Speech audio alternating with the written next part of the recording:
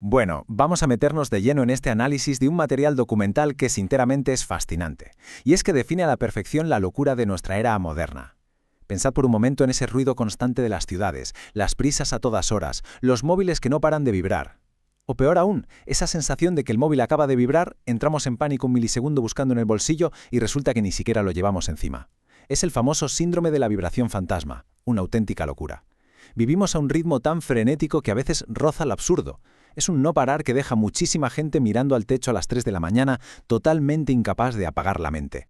A ver, vamos a profundizar en esto porque el documental arranca con una frase que captura de forma magistral esta gran paradoja humana. Dice, vivimos en una época donde las personas saben producir, pero no saben descansar. Uf, es una afirmación absolutamente demoledora, precisamente porque da en el clavo frente a nuestra realidad. Parece que hemos dominado el arte de hacer, de estar siempre ocupados, pero por el camino hemos olvidado por completo el arte de simplemente estar. Hay un contraste brutal en nuestra forma de funcionar. Por un lado tenemos el saber producir, esa hiperactividad constante que además la sociedad aplaude sin parar. Pero por otro lado está el saber descansar, que se ha convertido en un idioma que casi hemos olvidado cómo hablar. Literalmente, hay millones de personas viviendo ahora mismo atrapadas en una especie de ilusión de control. Son súper eficientes de cara a la galería, sí, pero por dentro están librando unas batallas diarias tremendas, contra pensamientos en bucle, culpa y una sensación silenciosa de vacío. Casi siempre buscamos el problema afuera, pero la verdadera batalla es 100% interna. Y todo esto nos lleva al concepto central de este material, la práctica de comprensión y liberación interior. Suena muy técnico, lo sé, pero no es ninguna teoría abstracta, nace de observar la vida misma. Fijaos, no se trata de imponernos más exigencias, ni mucho menos de buscar ser perfectos. El ser humano no necesita vivir en guerra consigo mismo. Lo que realmente busca esta práctica es ayudarnos a entender nuestros patrones emocionales, soltar lastre y regular el sistema nervioso para reconstruir una relación muchísimo más amable en nuestro propio interior. Claro, para entender cómo llegamos a estar tan sumamente agotados, hay que tirar un poco del hilo cronológico. El material lo divide en 3 fases. Primero, el origen. Muchas de esas emociones desbordadas empezaron en la infancia, como puros mecanismos de protección. Segundo, la memoria. Nuestro cuerpo aprende y la mente se graba a fuego esa sensación. Y tercero, el detonante actual. De repente somos adultos reaccionando en el presente como si estuviéramos atrapados en las amenazas del pasado. El miedo o esa necesidad obsesiva de control no nacieron para fastidiarnos, ni mucho menos. Nacieron literalmente para ayudarnos a sobrevivir. Y al comprender ese origen, el documental nos suelta esta revelación que la verdad te deja sin palabras. Dice, no estás roto, estás intentando sobrevivir. Es un cambio de perspectiva brutal, un auténtico antes y un después. Al asimilar esto, toda esa narrativa de la culpa individual se cae a pedazos y de pronto deja paso a una empatía inmenso por lo que significa al final ser humanos. Y esto ilustra a la perfección cómo se ve esa supervivencia en el día a día. Pensemos en las características de este modo supervivencia. Nos exigimos muchísimo, nos culpamos por el más mínimo error, nos pasamos la vida anticipando problemas que ni han pasado, sentimos una ansiedad constante y sobre todo intentamos controlarlo todo buscando estar a salvo. Pero aquí está la ironía de todo este asunto. Esa persecución constante del control es precisamente lo que nos arrastra a un agotamiento cada vez más profundo. De hecho, las voces y testimonios reales que recoge el documental lo dejan clarísimo. Hay uno que me parece súper franco que dice: pensé que tenía un problema mental.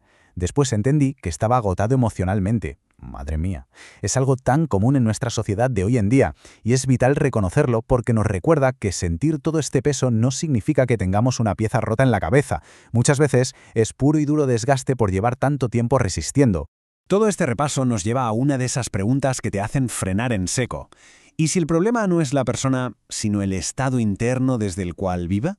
Plantear esto nos obliga a bajar un poco las revoluciones. Es una pausa absolutamente necesaria para poder mirar el mundo desde un sistema nervioso mucho más tranquilo, más en calma. Porque la diferencia está totalmente en el enfoque.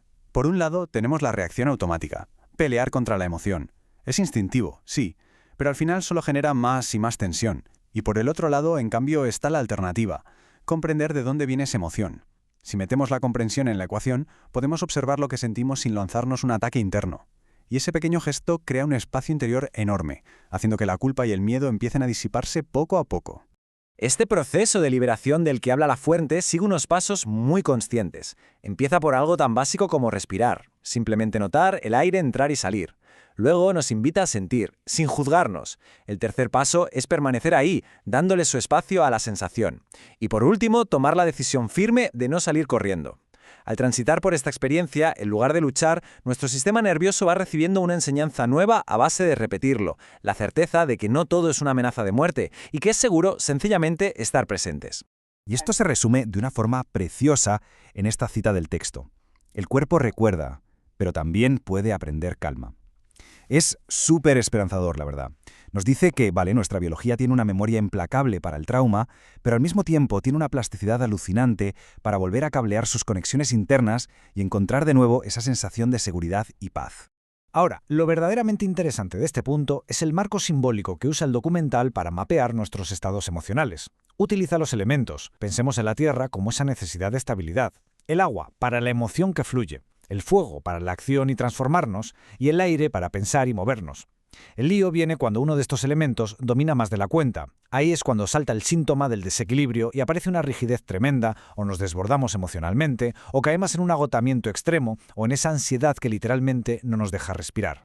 Y ojo con esto, porque el objetivo fundamental de esta práctica no es, bajo ningún concepto, arrancar o eliminar esas partes de nosotros.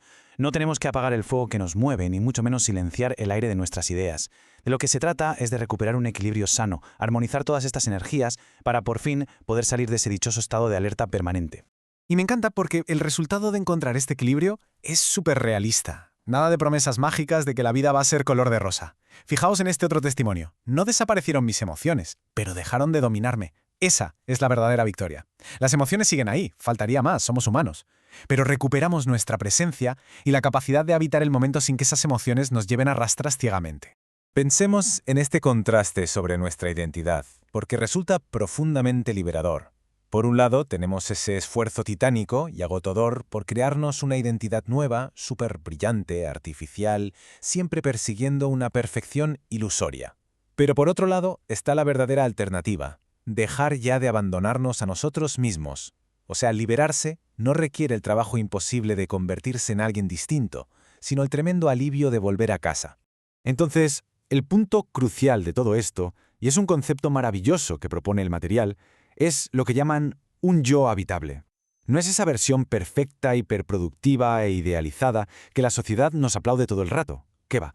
Es una identidad mucho más consciente, tranquila y con una capacidad real, sólida y compasiva para hacerle sitio a toda la complejidad que tiene la experiencia humana. Pero, ¿qué significa en la práctica tener ese yo habitable?